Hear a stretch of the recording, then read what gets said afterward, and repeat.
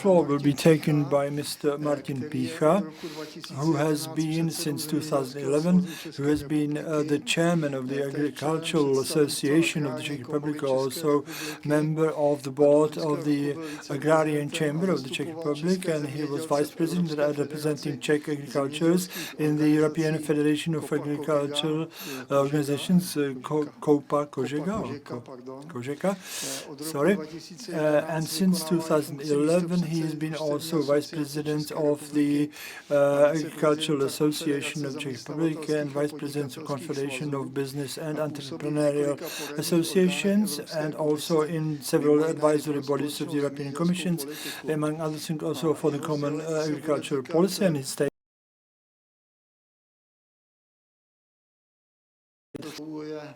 And that is European agriculture in the light of the Green Deal strategy.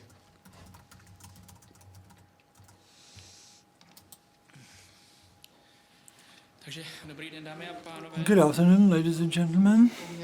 Let me just remind that the questions can be raised only using the Slido system. So that is, you take the command line sli.do/agri2020. So I apologize for this intervention, and I ask Mr. Pýcha to start his presentation. So once again, good afternoon, ladies and gentlemen. Thanks for inviting me. Also to the Euro parliamentarian for organizing this conference. I've been asked to deliver a statement on the topic of Green Deal. Let me just, I'd rather say Green Deal applying to European and Czech agriculture. Quite in the beginning, to give you some short summarizing information. The main objective of this is climate neutrality till the year 2050, and there are some progressive objectives, reduction of greenhouse gases by 2030 or later. And this is a topic which is subject to a very vivid discussion, not only with regard to agriculture, but the whole economy, because this can have also some distinct repercussions on the competitiveness of European economy and also European agriculture. To start with, let me give you a few figures. We must see that the G20 countries represent about 81% of all of worldwide emissions of greenhouse gases, of which the EU has about a 10% share. And there are countries like China and the United States who have a higher share, but at the same time, we should realize that if you look at the development of the greenhouse gas emissions recently between 1990 and 2016, we can see that during that period the greenhouse gas emissions increased by 60%, and the highest increases were in countries like China, India, but also countries of the Central and Eastern Africa, and the European Union is part of the world which has been reducing these emissions, and it did so by about 27% in that period. And looking at agriculture, is the share of total greenhouse gas emissions by 23% about. And but in the EU, the share is smaller by 10% roughly, and it shows that agriculture and the environment in the EU are in greater harmony than in other parts of the world. In other words, the European agriculture with regard to impacts on the overall climate change has a much smaller share than it is the case case in other parts of the world. If you look at recent developments, and again, from 1990, the farmers in the United States increased the production of greenhouse gases, Brazil 67, China 27, started also 24, 47, 6%, but in contrast, the EU countries reduced that by about 23%. So Europe wants to be very ambitious, and we want to be a leader in reducing greenhouse gas emissions, and this is what Europe is doing. It is a fact today. One specific example, and that would apply to livestock production.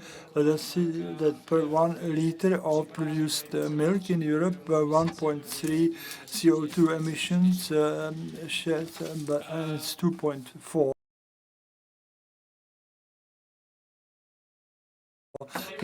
in the whole. So much, some figures at the beginning, so that we can realize that the share of European agriculture in total CO2 emissions is quite small. I don't want to say that it's not too small, but we cannot save worldwide CO2 emission even if we do not produce a single gram of CO2 or methane. The EU strategy is reflected in some other spheres, which then have actually reflections in the life of farmers. It's not only farm to farm, but the biodiversity strategy, but some action plans for circular economy, strategy for methane, etc., etc., action plan for organic farming, etc. So, and it's a question of the common agricultural policy and also strategy for rural development. Let me say that when we are talking about how to fulfill the ambitions, EU ambitions, we must speak about how this is reflected to the life of farmers. I have some graphic tables here so that we can see the individual objectives, strategy for biodiversity, and I have a very short time, so I've selected just a few indicative, but as I see it, most important facts. The first objective is to reduce the use of fertilizers in Europe by 20%. If you look at the Czech Republic and countries, they are far more ahead, like Ireland and Malta, but also the large countries, food producers Germany is. You can see that the Czech Republic, in comparison, and Germany has about half of the values. So the Czech Republic has not been overusing industrial fertilizers in agriculture, and we must see that when we are discussing some aspects, like we should reduce the livestock headcount in order to reduce those emissions, and about fertility of soil to run counter against each other, and the objectives use of industrial fertilizer, because if we don't use those fertilizers, we must use organic fertilizer, and of course livestock production is the best source of that. But using the pesticides, we must see that even the Czech Republic is one of those countries that are not overusing pesticides. We have been trying in the long run to reduce the use of pesticides in the Czech Republic, and I must say that we have been successful in doing so. Recently, we cut our consumption by 14%, and in comparison with some other countries, we actually have been going the opposite way, and we must say that when the European Commission is talking about the objective of reducing the greenhouse gas emissions by 50%, so we cannot accept that those objectives spread across all in the same way, not 50% for all, but some countries will have to reduce much more. If you look at this table, seeing that Belgium has 4 times higher consumption in the Czech Republic. So if cut by 50%, then we'll still have the double of what Czech Republic is using today, and that would not be fair. And so we have to see the existing conditions and what some countries have accomplished already, and also we must see natural condition and sustainability of food production. I have here one chart from some other presentations of mine when we talk to Mercosur. So this is a comparison between the EU, that is the green line, the average number of use of pesticides in Europe in comparison with some other countries that we could describe as developing countries, but agrarianly oriented countries like Brazil, etc. And then we're talking about reducing the pesticides in Europe, we must see this. And also when we talk about competitiveness of the EU. And this shows one specific attempt, that is the use of neonicotinoids in Europe. And so we didn't actually dress like seedlings by any preparations using neonicotinoids. And so you can see yourself that in those frames, the red and yellow ones, you see the result. The fields look much worse than those fields that were treated by preparation. This is just one group of pesticides. But when we actually, if we prohibit the use of other pesticides, it must be reflected in the total yields or harvests. And so that is, we see the sugar beet harvested, and we are waiting now for the result of evaluation of this test, and similar experience our French colleagues have. In France, what happened is that there was a jaundice actual spread in the sugar beet in some regions. There was a drop of production by 30 to 50%, and it threatened significantly the existence of the production sectors of sugar beet and processing of sugar beet as such. And if we approach also other crops like that, it will influence very significantly future competitiveness of the EU. Other objectives increase the farming area. Europe has 7%, its average number, and by the year 2030 we should be able to increase that percentage to 25. It's very ambitious, in my opinion, because once you make a decision, central decision, regardless of the true demand on the market, then it will be very dangerous.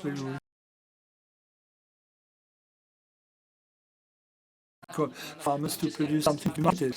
And we have some experience in the Czech Republic, because we have cases when farmers produce bio beef and are not able to sell it, but they must sell it as for the price of conventional beef. So, and this is reality, and when we are setting such ambitious goals, we have to realize. But Czech Republic ranks 5th, being 15% of areas in the regime of environmental friendly agriculture. Talking about pesticides and environmental friendly agriculture, there are various estimations what these objectives could mean. If we reduce the pesticides used, there's an estimation that if you do not do protection, that the yields could go down by 50 to 80%. It's an enormous figure, and once you realize that we need a much larger area for bioproduction, then it raises the question what the impact would be for the real European food production of these ambitions. And there's an answer, of course. We need to have an exact answer for that. I'll get back to this, but the last objectives I've selected is the use of antibiotics. You can see differences between countries. I have selected also the Czech Republic, which is at the half of what is being used, roughly. The veterinary uses in Europe, and we must see that Czech Republic tried to reduce the number of antibiotics used, and we have been doing that systematically for a long time. But of course, there's a lot of work still in store for us. And I'm getting to a conclusion. Let me say that what we are missing in the case of these proposals is a true study and impact or assessment, be it Green Deal Fund to form a biodiversity strategy, etc. Because very seriously, there's a threat here of really a downfall of production in Europe. That is the food production, loss of competitiveness, threatening of the farmers' economy, and of course, eventually also decline of living standards.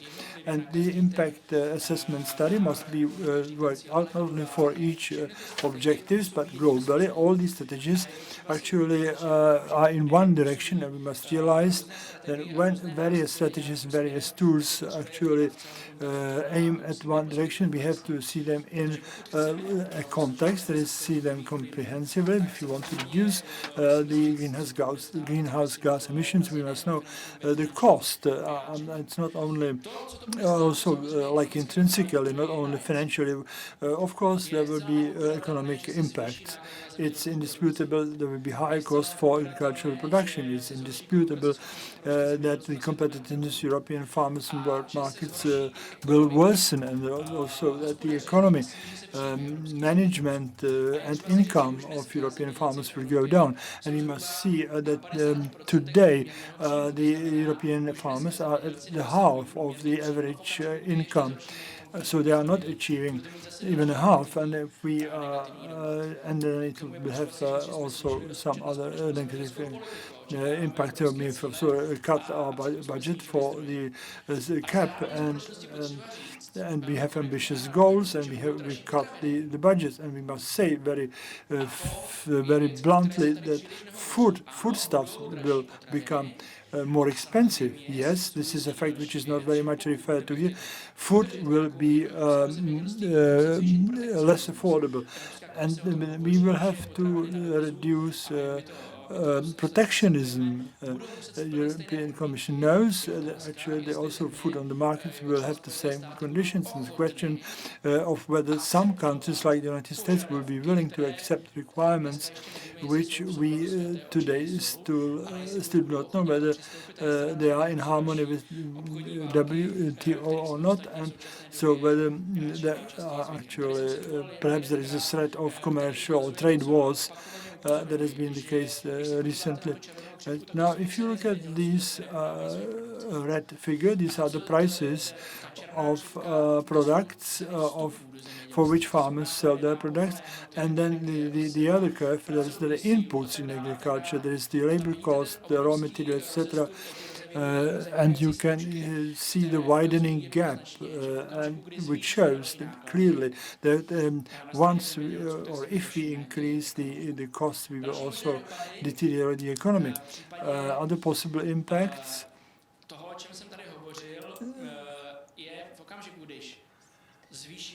If we reduce the size of area 3 times for environmentally friendly agriculture, then we will need actually twice as much area for the same.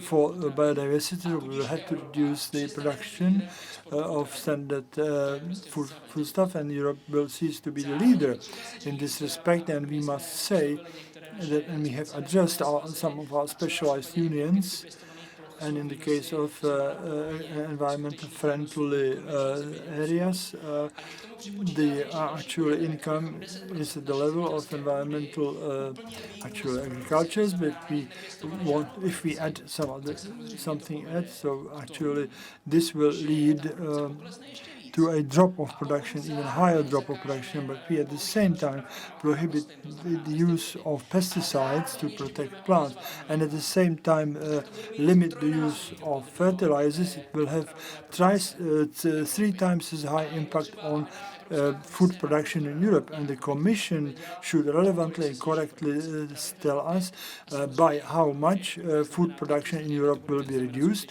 and what actually the true impact will be on food prices. And so what will be actually real impacts? I'd like to say that we are in a situation then applying all this, and our expectation is potential environmental impact on worldwide global climate. So it's a question whether it will be so or not. So Europe sometimes behave actually as too wise entity. We have some. I've chosen example from first between 1990 to 2014. The European forests were enlarged by 13%. And 11 million hectares were deforested, primarily virgin forests in Brazil and other parts of the world, because that production should be substituted for the European one, and the demand for food in Europe is constant, but it is growing in the whole world, so world demand will not go down by any means, so it's not possible to expect that we will be able to feed this planet's production if we reduce the number of production. So if Europe reduces its production, there will be someone else to substitute. And of course, if it does, they have to create the area on which the production will be made. So all together, it means that we will actually transfer problem to countries like Brazil and Argentina, where there are actually rainforests which will have to be felled or cut so that foodstuffs can be produced. And if we are not able to get rid of waste and foodstuffs, etc. It's a very complex objective, and the United Nations has been trying to achieve this for long years. Let me use one argument which supports what I'm saying. And this is Humboldt University data, which said that if we produce European production by 1% it means that we will actually reduce the imports of foodstuff from virtual agriculture. So this 1.5 million hectares from third world countries, and at the same time it means that at the time we worsen productivity, then we will increase CO2 emissions by 220 tons in the global terms, and it will mean also additional cutting of the rainforests and worsening the economy for agriculture, for farmers. And one last thing, we are living at paradoxical times, and the European Commission during a few months was able to define very ambitious goals in the field of agriculture. I've mentioned some of them, but there are many more of them. But so far, we have not seen one single study of impact assessment that would indicate what this will bring about. Paradoxically enough, the United States, about 2 weeks ago, published their own estimations of application of farm-to-fork strategy and biodiversity strategy for the European agriculture. It has options, of course, but basically the United States and the Department of Agriculture say that it will mean reduction of agricultural production by 12 to 15%, increasing of price by 17%, increase of imports of foodstuff to Europe, and reducing the gross salaries of farmers by about 16%. And these are actually quite still modest numbers, because they do not account all the other aspects. They're reducing the budget for common agricultural policy, but also impacts of some other strategies on farmers. So the very conclusion is I'm convinced that if the European farmers are supposed to contribute to reducing CO2 emissions, so let's say that the European farmers are the first ones to face the climate problems if there are droughts, not sufficient rainfall, so the farmers, of course, are the first ones to face this challenge. And so if we have such expectations for farmers, we need to know what the true impact of the plant tools will be and whether the tools will really meet the expectations. I am afraid they are very ambitious, and in many cases they actually lead to high nervousness on part of farms. And let's put it straight, actually they run counter one another, so there's no logic in them. And if the farmers actually want to refer to this, they are not heard well. So we must say whether such objectives should be as they are, and or whether they should be rationalized. We should say what the tools should be actually toward these aims, and also tell the society the costs, because it will enormous cost, of course, in the form of food prices or taxes, and also it will have impact on the overall agriculture and food production in Europe. And it's not possible to prove such things without the society really knowing these impacts. I apologize, I may have been longer, but thank you very much for your attention. I'm ready to answer your questions. And now let us have questions that we have received now. And let me put here one question to Mr. Pýcha. And he was speaking about the fact that the impact assessment studies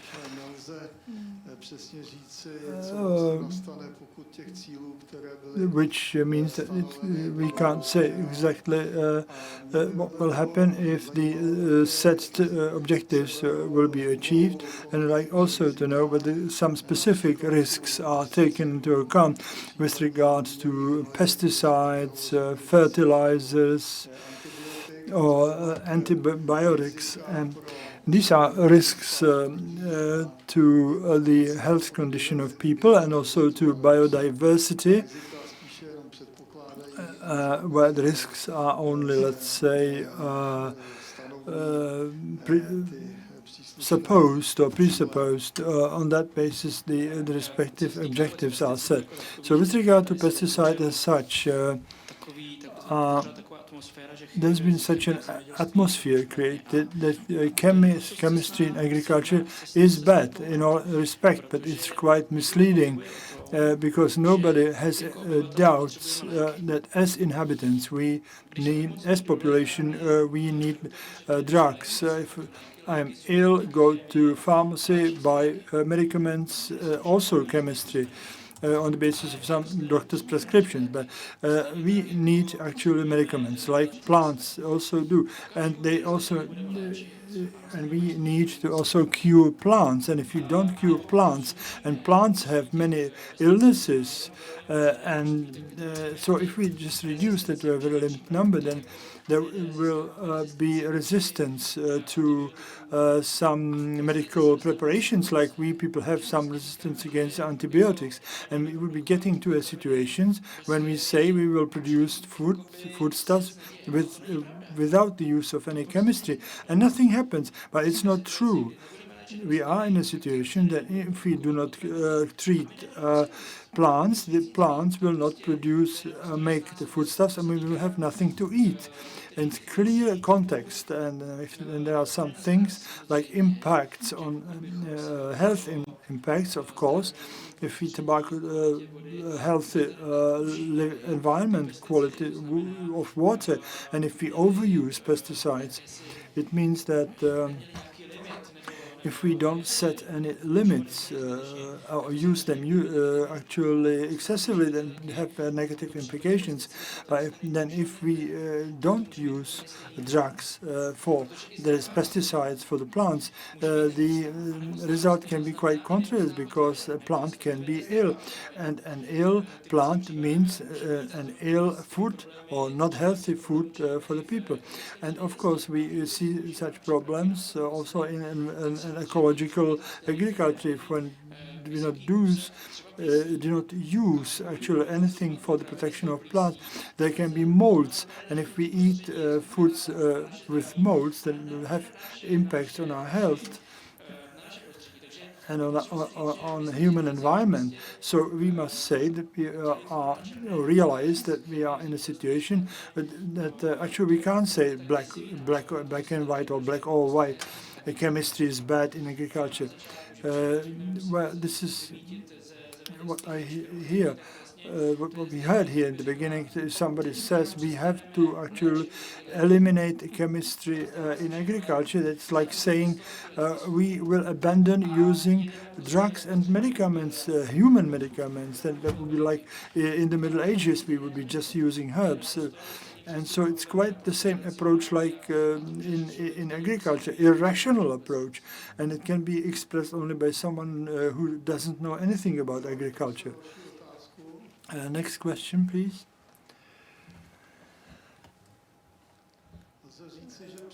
We can say that the Green Deal's benefit, or it is a question, can we say the Green Deal is in harmony with the difficulties which will be in agriculture? I think that the expectations are set too high. I talked about the share of European agriculture with regard to greenhouse gas emissions in total emissions, but we have mentioned that farmers also significantly influence also the sequestration of carbon.